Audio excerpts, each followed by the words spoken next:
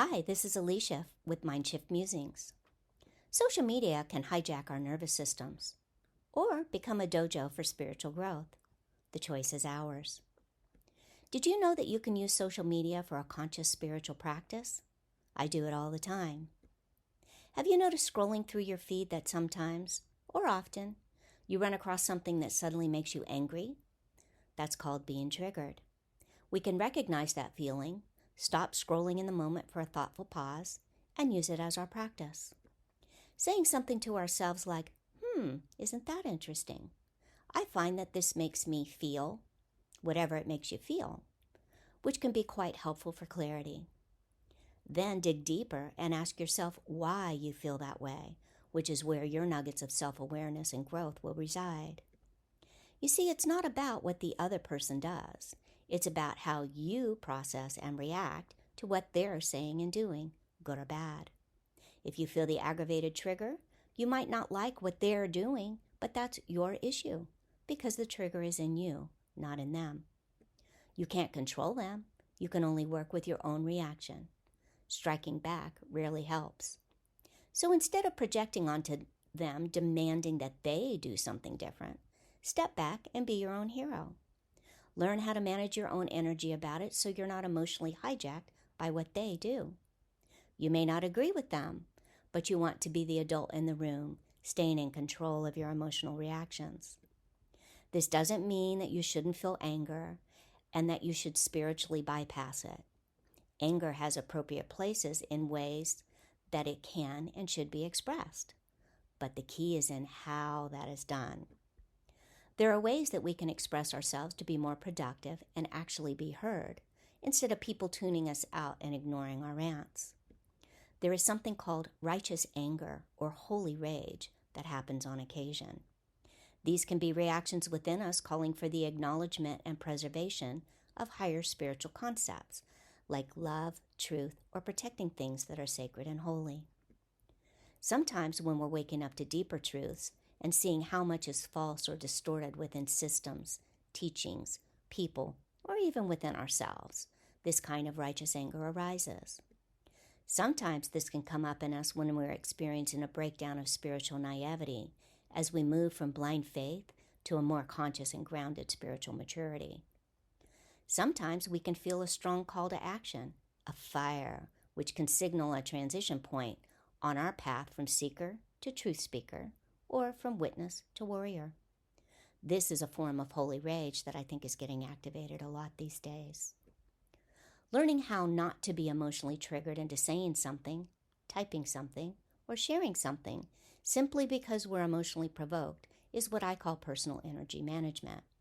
Some call it self-control, and we could use a bit more of that lately to tamp down the heated rhetoric. Social media will trigger us over and over again, to be sure. And as we learned from the 2020 documentary, The Social Dilemma by Tristan Harris, this is by design.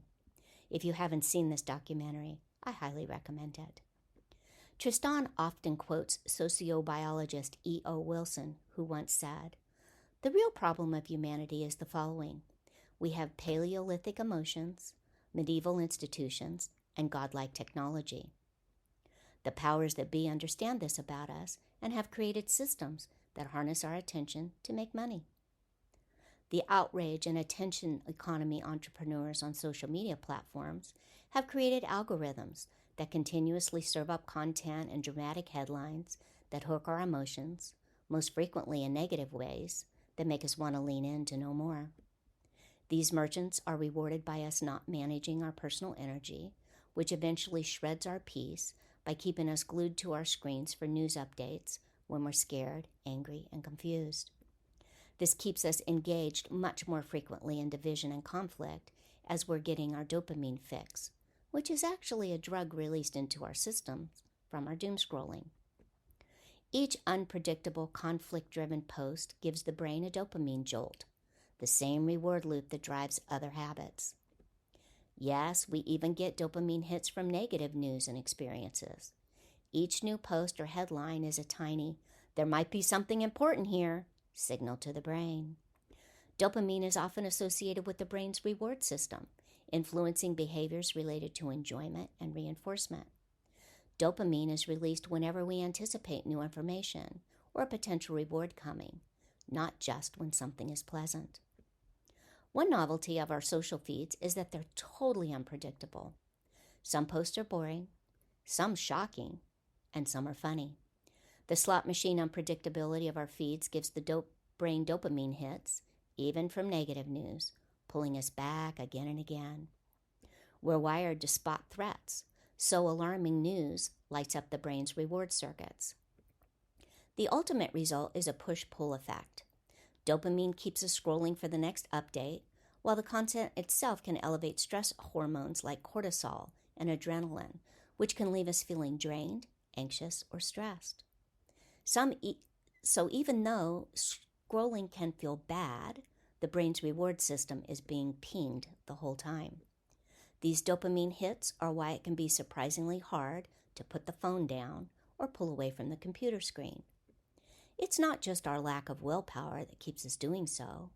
Our amygdala has been unknowingly hijacked while we're still under the impression that we're in control.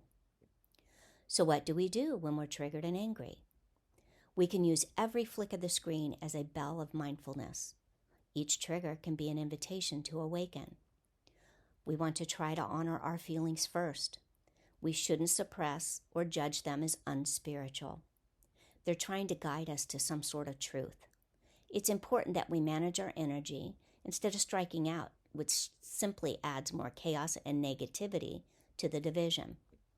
We need to find a way to either work ourselves from the inside to neutralize the energy, or if we feel that it does need to be released out in the world, we should try to do so in measured and responsible ways so people can actually hear our words. We can then seek out the root or source of our trigger. Is it old trauma being triggered? Or maybe even fear because someone believes something different than we do, and we don't want to live in that kind of world? Is there maybe even a soul-aligned fire pushing us to act or change? Because often we just can't rest until we make that move towards that calling. Our goal is to alchemize and transmute these heavier emotions. Anger can be transformed into clarity, courage, and vision. We can let these feelings refine us, not consume us. We can put our ego in the back seat and sit in the driver's seat of our personal actions. We consciously decide how to guide and direct what we need to say or do, instead of letting the immature ego act out in a hissy fit, which often makes an even larger mess. Ultimately, we're seeking what's true for self-knowledge and growth, not just release. Our goal is to be the captain of our soul by managing our emotions in more conscious ways, so we can be clean, clear vessels, delivering truth, wisdom, and perspective, the tide of which helps to raise all ships. So don't let the tail wag the dog when you're scrolling. Stop, be present in the moment, discern what you're feeling, recognize what's flowing through your body. Be curious and question, why do I feel that way?